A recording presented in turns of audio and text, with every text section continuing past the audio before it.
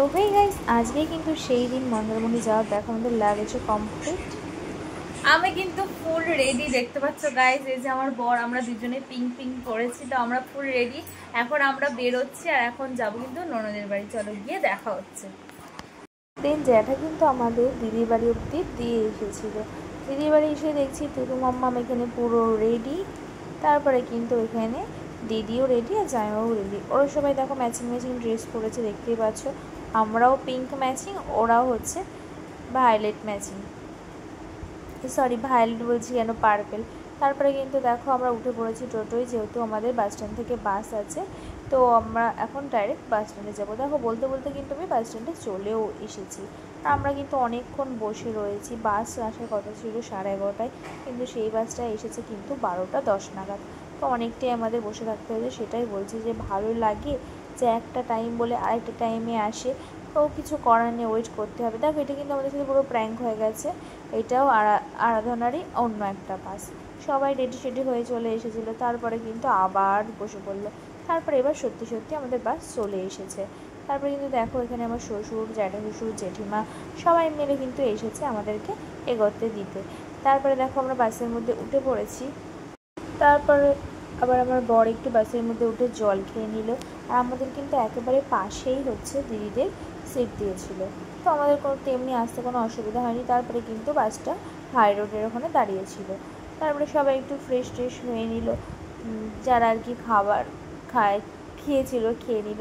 তারপরে কিন্তু আমরা সারা রাত হচ্ছে কাটিয়ে, বাসের মধ্যে কাটিয়ে কিন্তু 7টা নাগাদ আমরা মন্দারমণিতে পৌঁছেছি। তো ওখান থেকে আমরা আবার একটা টোটো রিজার্ভ করে নিয়েছি আসার জন্য হোটেলে। আর এখানে কিন্তু খুব সুন্দর কাঁকড়া চাষ হয়, সেটাই আমি দেখাচ্ছিলাম। তারপরে দেখো বলতে বলতে আমরা হোটেলে চলে এসেছি। আর আমরা যেই হোটেলে আছি সেই হোটেলের নাম হচ্ছে হিন্দুস্তান। তারপরে কিন্তু আমাদের হোটেলে চেকিং হয়নি, তো যারা আছে তারা যাবে হচ্ছে 11:30-12টার দিকে। তো আমরা কি করব, ততক্ষণে ভাবলাম চলো ঘুরে আসা যাক। তোমাদের সাথে দেখো সুইমিংটাও শেয়ার করলাম, খুব সুন্দর, একেবারে বিচের সামনে হোটেল, দেখতেই পাচ্ছ। আর দেখেছো কত সুন্দর ঢেউ আসছে, কি বলবো, খুব ভালো লাগছিল। আর আমার অবস্থাটা তো দেখো, এই ঢেউ দেখে আমি আর নিজেকে না সামলাতে পেরে একদম তালে তাল দিয়ে একদম নাচ করতে শুরু করে দিয়েছি। আর আমার মতন কারা কারা এরকম সমুদ্র ভালোবাসে অবশ্যই কমেন্ট করো তো। তারপরে কিন্তু দেখো আমরা সবাই মিলে চলে গেছিলাম খেতে, যেহেতু খিদেও পেয়েছিল। সকালবেলা শুধু চা খেয়েছিলো, তাও সেই চাটুকু আমি খাইনি, তো খিদে পেয়েছিলো, তাই কিন্তু আমরা ওপরে চলে গিয়েছিলাম। তারপরে দেখো এখানে কিন্তু টুকু মাম্মাম একটু দোল খাচ্ছিলো, আর এখানে আমরা একটু ফিল নিচ্ছিলাম সবাই বসে আর কি। তারপরে কিন্তু আমাদের খাবার চলে এসেছিলো, আর খাবারে ছিল টুকু মাম্মামের জন্য ম্যাগি, আর আমরা নিয়েছিলাম ডিম টোস্ট। এটাই সকালে আমাদের ব্রেকফাস্ট ছিল। তারপরে দেখো আসার সময় তো খুব ভালোভাবে এসেছি, কিন্তু যাওয়ার সময় কিন্তু এত জোয়ারে জল এসেছে যে আমরা যেখান থেকে গেছি পুরো একদম সেইখানেও অনেক বেশি, যে আমাদের ধাক্কা দিয়ে সরিয়ে দিচ্ছে, সেটাই দেখাচ্ছিলাম। আর আমার প্যান্ট তো পুরো ভিজে গেছে, কিছু করার নেই, হোটেলে গিয়ে তারপর চেঞ্জ করে নেবো। দেখো এত ভালো লাগছে কি বলবো। টুটু মাম্মামও তো খুব এনজয় করছে সবার সাথে, আমাদের থেকে বেশি মজা করছেও।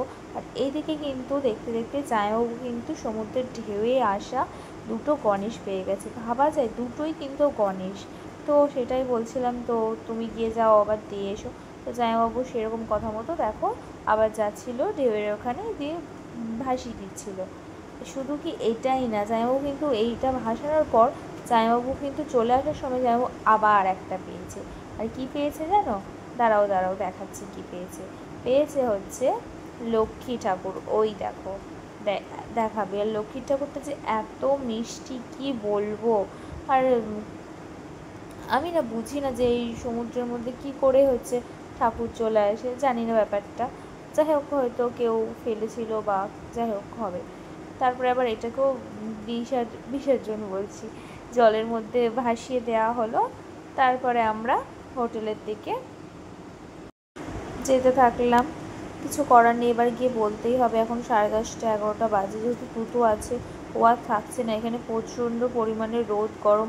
সেই 7:30-8টা থেকে এতক্ষণ আমরা ঘুরে ঘুরে বেড়াচ্ছিলাম বিচের ধারে, কিন্তু ও তো বাচ্চা মানুষ, ও আর থাকতে চাইছে না। দেখি এবার হোটেলে গিয়ে কী বলে।